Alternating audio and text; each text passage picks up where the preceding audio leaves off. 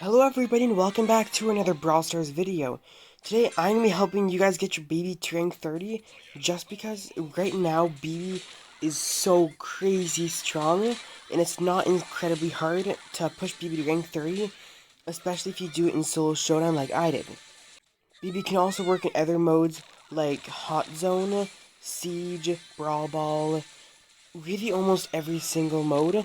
I would not play Bibi for Bounty though. That's just about the only mode I wouldn't play Bibi for. Now, another thing is that Bibi's really strong with a healer. So if you want to run something like Poke Double Tank, that will help you out a ton. Now as for star powers and gadgets. Now that's the next biggest thing.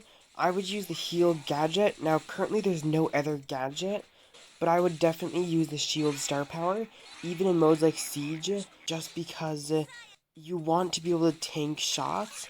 Now you might not always get the first bolt. If you do, you'll be able to survive. Same with other modes like Brawl Ball. If you're trying to score that goal, you're going to want that extra shield.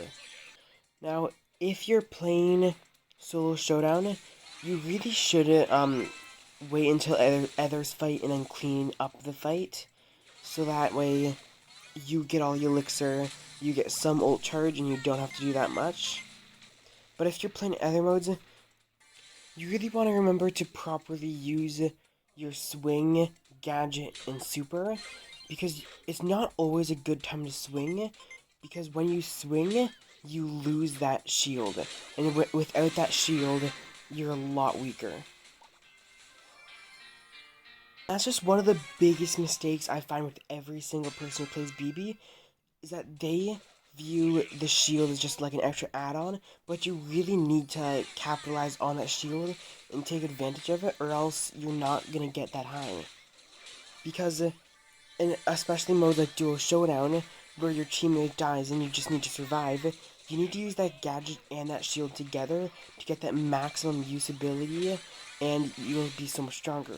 But you also don't want to wait and save your swing, so that way you never deal any damage, because that will also make you lose. So you need to find that perfect balance. When I have my super, I'll typically throw my bubble at them, then the bubble will hit a wall and bounce back, and while that happens, I swing my bat into them, so that way they're guaranteed to push back.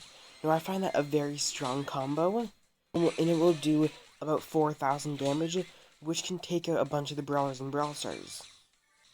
But of course, you really do need that wall, or else they might be able to escape the second hit of the BB bubble. Now another thing that I like to do is use my bubble to block off path.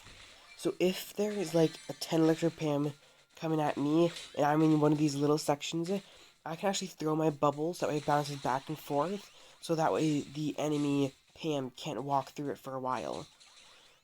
And I also like to do that if there's somebody chasing me, like a Shelly with her super, because that will deal so much damage, and if they walk through it, they're in big trouble.